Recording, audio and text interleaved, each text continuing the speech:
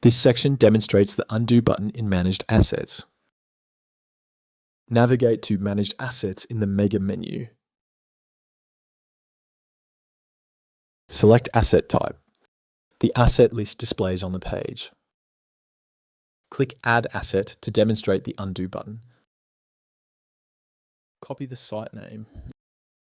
Paste the site name into the site field and enter a serial number. Enter a name.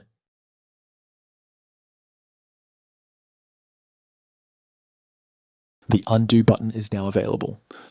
Click the Undo button to clear all inputs. The inputs are cleared. The name and serial number fields are cleared. The customer field is also cleared. All fields are cleared because the site was copy-pasted and the customer field was auto-filled. The asset line is removed. However, if you save the managed asset,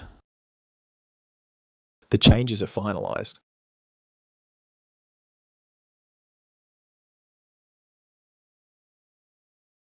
Click Save to save the managed asset.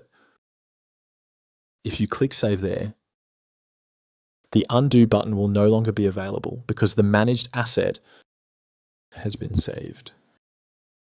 Also, if you delete an asset, it cannot be undone.